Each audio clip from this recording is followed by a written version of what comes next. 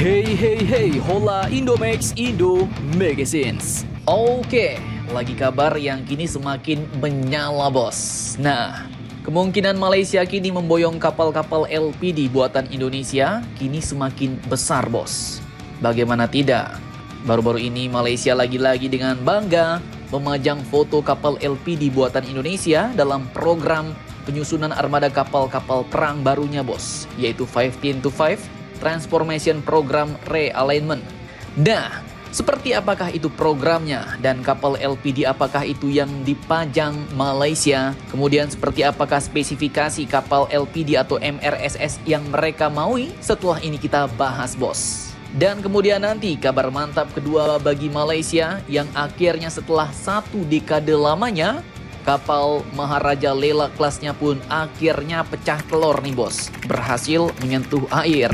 Nah, jadi walaupun agak sedikit lelet dan memilukan karena kelamaan mangkrak, namun bagi Malaysia kali ini adalah suatu pencapaian besar bagi proyek Littoral Combat Ship-nya bos. Karena 1 kapal perangnya telah berhasil menyentuh air. Nah, lantas pertanyaannya bagaimanakah perkembangan pembangunan kapal perang ini?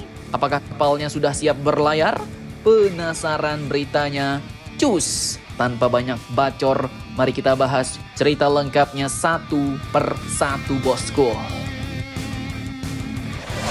Oke, kabar pertama datang dari kapal LPD buatan Indonesia yang kini sepertinya bakal semakin positif nih bos, diborong oleh Malaysia.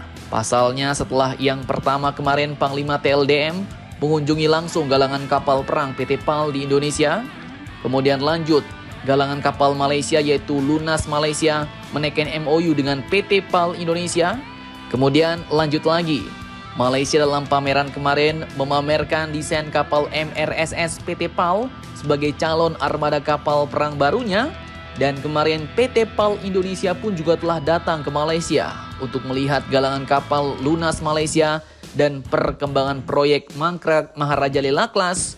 Kini lagi-lagi bos, baru-baru ini ternyata dalam program penyusunan kembali kekuatan armada kapal-kapal perang TLDM, yaitu The Royal Malaysia Navy 15-5 Transformation Program Realignment, Malaysia pun juga turut menyertakan salah satu model kapal LPD buatan PT PAL Indonesia dalam programnya ini bos. Dan yang dipajang adalah kapal LPD Makassar Class. Nah, jadi ini tanda-tanda kuat nih bahwa Malaysia kedepannya bakal benar-benar memboyong armada kapal-kapal LPD buatan PT PAL Indonesia. Mantap jos nih bos. Dan yang terpenting ya, asal jangan PHP aja ya kan.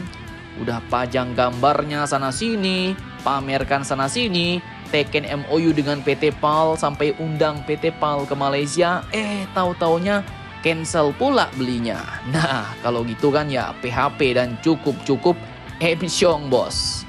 Lantas pertanyaannya seperti apakah program Malaysia ini dan kapal LPD seperti apakah yang mereka maui? Nanti di akhir video kita lanjut bahas lagi bos. Sekarang kita bahas sedikit dulu perkembangan proyek Maharaja Lela Class yang akhirnya kini salah satu kapalnya berhasil menyentuh air, pecah telur. Oke, jadi dikutip dari beberapa sumber berita berikut, baru-baru ini kabar menggembirakan bagi jiran Malaysia bahwa kapal pertama dari frigate Maharaja Lela kelasnya dengan nomor lambung 2501 kini telah berhasil memasuki air di galangan kapal Bostit Heavy Industries Corporation yang sekarang disebut Lunas Malaysia bos. Nah, jadi artinya sejak tahun 2014 silam program ini dimulai, tahun 2024 kini akhirnya 1 kapalnya berhasil menyentuh air bos. Prestasi yang cukup membagongkan. Karena lebih lama pula mangkraknya daripada jalan programnya bos. Bayangkan, selama 1 dekade atau 10 tahun itu mangkraknya mungkin ya sekitar 7 tahun. Jadi cukup amsyong juga nih.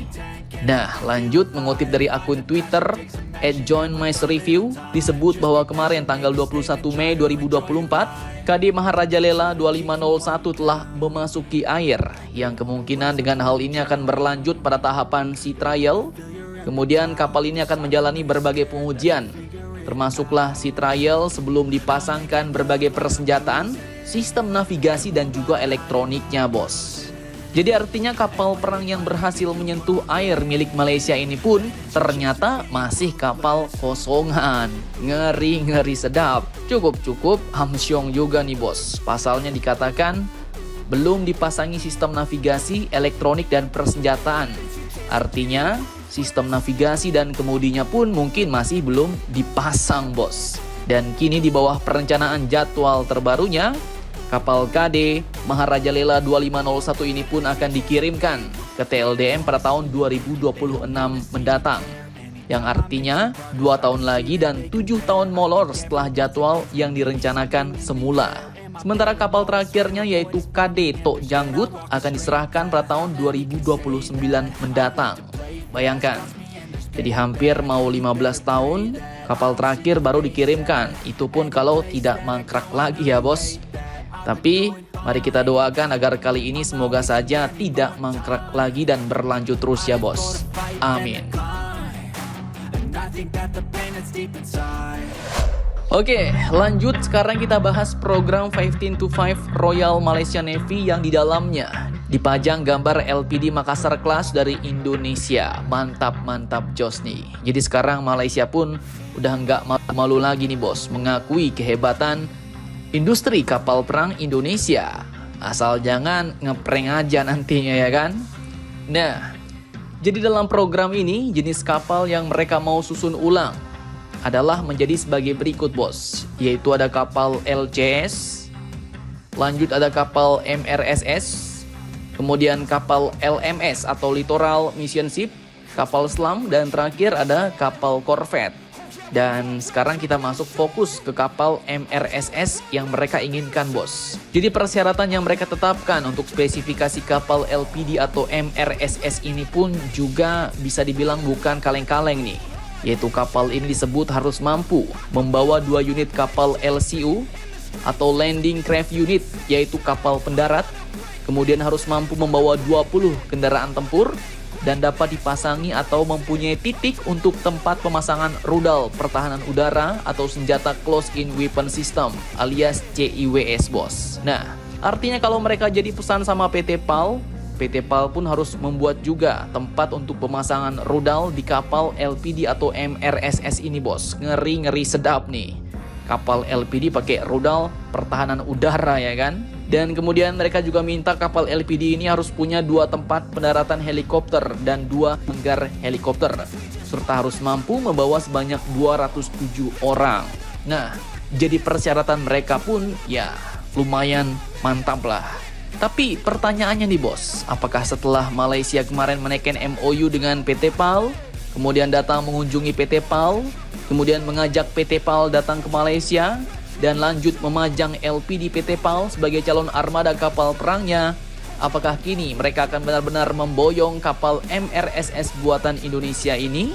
Ya, harapannya jangan sampai PHP lah kan ya, bos. Dan kalau kapal ini mau dibuat di galangan kapal Malaysia, harapannya juga jangan sampai mangkrak lagi ya kan. Jadi bagaimana menurut kalian? Jangan lupa komentar, tetaplah kalian barbar dan jangan santuy terus. Demi Indonesia tangguh, salam Indomax, Indo make it sense.